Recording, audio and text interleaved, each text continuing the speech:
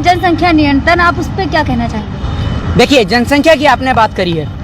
जनसंख्या अगर देश की समस्या होती, विश्व की समस्या होती, तो आज चाइना विश्व का सबसे गरीब देश होता और नेपाल विश्व का सबसे अमीर देश होता।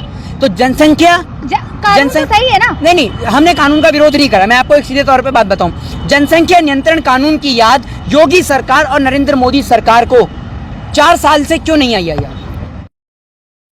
क्या 4 साल में योगी सरकार सो रही थी, या 4 साल में उन्हें जनसंख्या नियंत्रण कानून की याद क्यों नहीं आई? और भी तो काम थे ना, तो अब कानून आया है तो आप क्यों? और भी क्या काम थे बताइए आप मुझे, क्या काम करा है 4 साल में? आप गिना दीजिए। योगी जी तो गिना नहीं पाए, लेकिन योगी जी के सबका साथ सबका सत्यानाश, सबका साथ सबका सत्यानाश इन्होंने करा है, समझ रहे हैं? हाँ, और बेटी बचाओ किनसे बचाओ? बेटी भारतीय जनता पार्टी के लोगों से बचाओ बेटियों को। इन्हीं की पार्टी के एमएलए कर रहे हैं बलात्कार।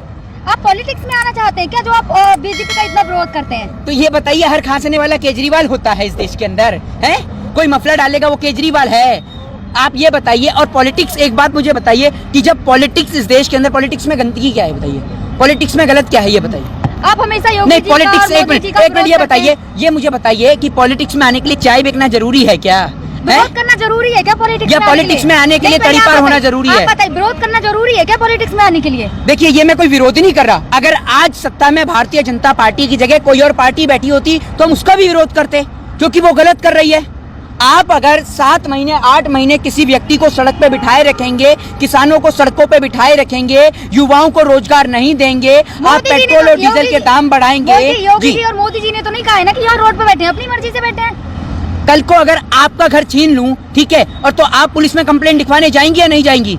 जाएंगी ना। क्यों जाती हैं पुलिस में कंप्लेंट लिखवाने के लिए? आप कहिए ना, आपसे आपके आकर मुख्यमंत्री थोड़ी कह रहे कि आप कंप्लेंट लिखवाइए, अपने घर में बैठिए, आप भी सड़क पे बैठिए। तो जब इनसे इनकी जमीन छीनने की बात होगी तो ये सड़क पे भी नहीं बैठ सकते। जब 7 साल पहले जब भारतीय जनता पार्टी विपक्ष में थी, तब आपने उनसे पूछा था कि आपकी नेताइन सिलेंडर ले लेके जो सड़कों पे बैठी थी वो क्यों बैठती थी?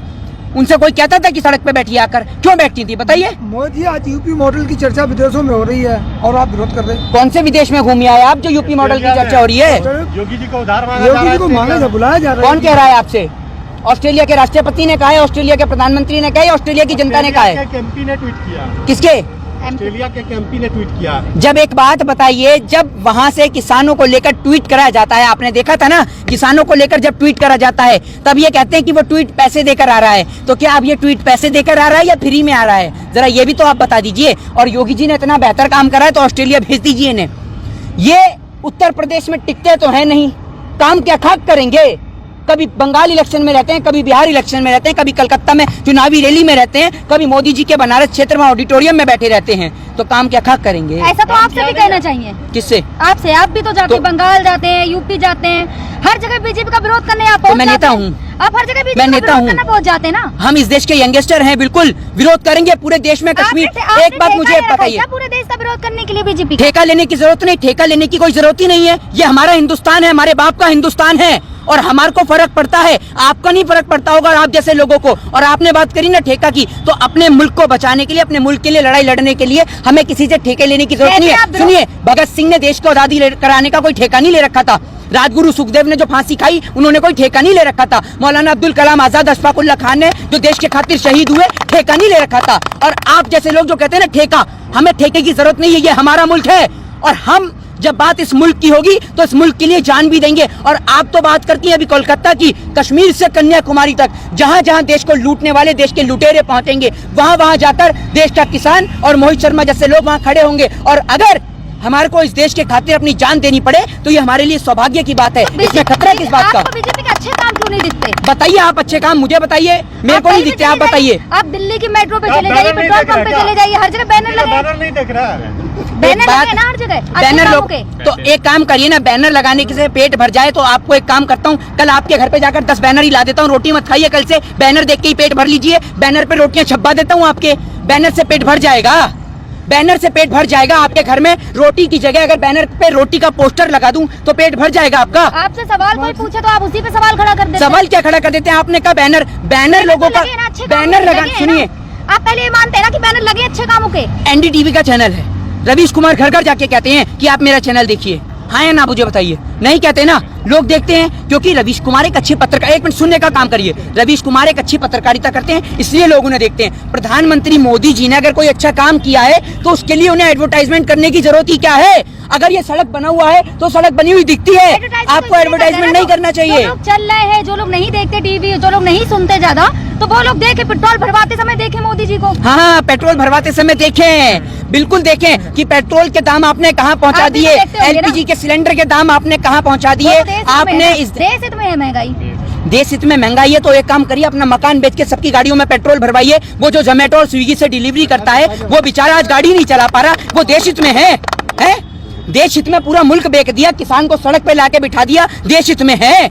आप बैठिए देश हित में सड़क पर। लोग तो ये भी कहते हैं यूपी के कि चाहे कितनी भी महंगाई हो जाए हम वोट तो बीजेपी को देंगे। तो आप उन लोगों को सुनते ही तो हैं। चाहे कितना भी महंगा पेट्रोल हो हम तो लेंगे। तो वो उनको लीजिए ना, उनको काम है क्योंकि उनको भारतीय जनता पार्टी से कोई सरकारी मदद डायरेक्ट आ रही होगी उनके खाते में। लोग तो ये भी कहते हैं शेर को पालने के लिए जिगरा चाहिए। कौन सा शेर पल रहा है देश में? चाहिए ना। कौन सा शेर पल रहा है? कौन सा शेर पल रहा है? मोदी जी को शेर बोलते हैं। किसको?